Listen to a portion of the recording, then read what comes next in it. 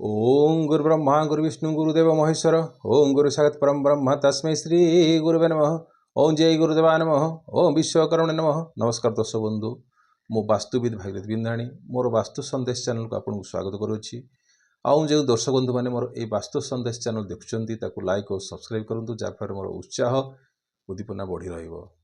आज आम चर्चा करवा टॉयलेट बा जहाँ आम कहूँ पाइखाना पाइखानार पैनटा क्यों दिगरे केमती आपण सेटअप करेंगे को आपन को आलोकपात करी तथा जदि टॉयलेट माने पाइखाना जदि ऐशान्य कोण रे भी होइथिबो तार केमती आपण प्रतिकार करेंगे तत्सह किछि परिशानी जदि आपन को सब प्रकार किछि परिशानी रोची ताठारु आपन केमती मुक्त होबे तापर आपन को मु छोटे टिप्स माध्यम आपन दिदर्शन देबी।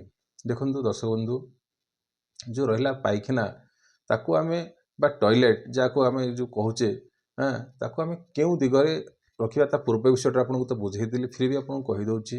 हाँ, वेस्ट रू राइट साइड को आसीजे। हाँ, तो वेस्ट रू जब पश्चिम दिग राइट साइड को जब आसीजे वेस्ट ऑफ नॉर्थ वेस्ट जोटा कि पश्चिम है पश्चिम उत्तर पश्चिम। तो यही दिगर को आपड़ जदि जदि आपण रखुंट ताहले सेटा हूँ तो बेस्ट प्लेस। तथापि है दिगटा डायरेक्शन अनुसार रखिले भी आउ गोटे डायरेक्शन कौन शुणु जे साउथ साउथ ऑफ वेस्ट जोटा कि आपन south west to left side को आसीजे।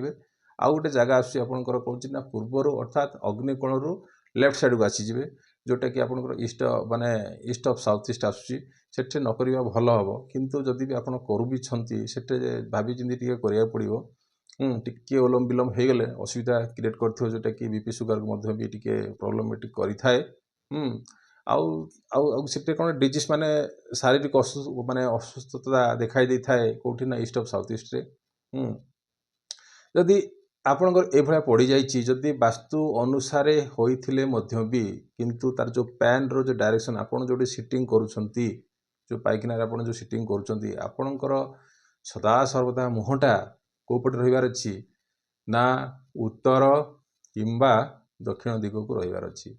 आपण जिते बसुछंती उत्तर किंबा दक्षिण दिग को आपणकर मुख किंबा फेस किंबा चेहरा रहिबार अछि। केबे भी हेले पूर्व किंबा पश्चिम दिगरे आपणकर बसिला समय पूर्व किंबा पश्चिम दिग को फेस करिवे नाही। पूर्व किंबा पश्चिम दिग को जदि आपणकर जदि वास्तु मत अनुसार ठीक थाई कि मध्य भी जदि आपण पूर्व को मुह करिकरी शौच करूछंती किंबा आपण पाइखाना बसुछंती ताहले आपणकर हबो कोन हबो ना सम्मान हानि हबो। बड़ जिनस हबो जे सम्मान हानि हबो।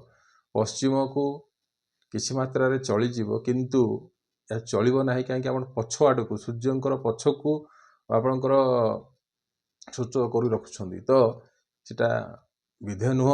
तो आपण ए दुईटा डायरेक्शन को सदा बेले सिलेक्शन करंतु। जदि आपण पाइखाना करिसेंती वास्तुमत अनुसार जदि छोटिया जिनसटी भूल हो जाए वास्तु अनुसार करिथिबे किंतु छोटिया छोटिया डायरेक्शन जदि भूल जाए ताहले समस्या सृष्टि करथाए। आउ जो व्यक्ति मानकर जदि ऐशान्य कोण रे भी जदि टॉयलेट रही जाइछि बुझिपारले जदि ऐशान्य कोण रे जदि तळ घर थिबो ऐशान्य कोण रे जदि आपन टॉयलेट रही जाइछि माने देखिबा पड़िबो जदि एग्जैक्ट ऐशान्य कोण रे जदि पड़ी जाइछि ताहले आपन को जो सामुद्रिक लुण आसुछि एक काच पात्र रे किंबा काच बाउल रे गोटे ऊपर को ऊपर जगह रे टेकी के जेंति रखंतु जेंति कि तार ऊपर पानी न पड़िबार अछि नले पानी जदि लुण ऊपर कोन पानी पड़ी गले से कोन होई जाय मिलै जाय शीघ्र। आ ताकू कोन करिवे 17-18 दिन रे ताकू कोन करिवे नै कि घर रो जो अब घर तो बाहर पके पारिबेनी लुण ताकू कोन करिवे वाश बेसिन रे पके देबे। वाश बेसिन रे पके देले कोन हबो ना से जा भीतर जो जर्म थिबे जो छोट छोट जर्म थांती से माने कोन करंती लुण पानी पड़िले से माने कोन एंती सफा हो जाती। आ आपनकर जो एटा थिबो जो वाश बेसिन थिबो से मध्ये भी क्लीन हो जाय थाए। तो याकू देखिबे। आउ गोटे जो होची जदि भी थिबो ताहले कोन करिवे ना स्नेक प्लांट आसुची हला स्नेक प्लांट जो ईशान्य कोण रे जदि आपनकर आपण तो जदि भड़ाटिया हिथिबे तो आपण आउ किछि करि परिबेनी ना ताकू तो कहि परिबेनी आपण जिबार अछि नचते तो आपण कहबे चेंज करिकि जांतु आ को घर देखंतु कहिबे। तो सेतिबे कोन करिवे छोटिया स्नेक प्लांट उठ आनी कि ताकू से टॉयलेट किंबा जो शौचालय रे रखि दियंतु हला। या फल आपनकर जो एटा होची कोन वास्तु होची कोन ऊर्जार खेल। ମୁଁ କହିଥିଲି ଯେ କ'ଣ ମାଇକ୍ରୋ ଟୁ ମାଇକ୍ରୋ ଯେଉଁ ଚାଲେ ହେଲା ନର୍ଥ ଇଷ୍ଟ ଟୁ କେଉଁଠିକି ନା ସାଉଥ ଇଷ୍ଟ ପର୍ଯ୍ୟନ୍ତ ହେଲା। ତ ଏଇଟାକୁ ଯଦି ଆପଣ କିଛି କରନ୍ତି ଛୋଟ ଛୋଟ ଉପାୟ ତାହେଲେ ମଧ୍ୟ ଆପଣ ଏଇ ଯେଉଁ ଏଥିରୁ ନିବୃତ୍ତ କିମ୍ବା ମୁକ୍ତ ହୋଇପାରିବେ।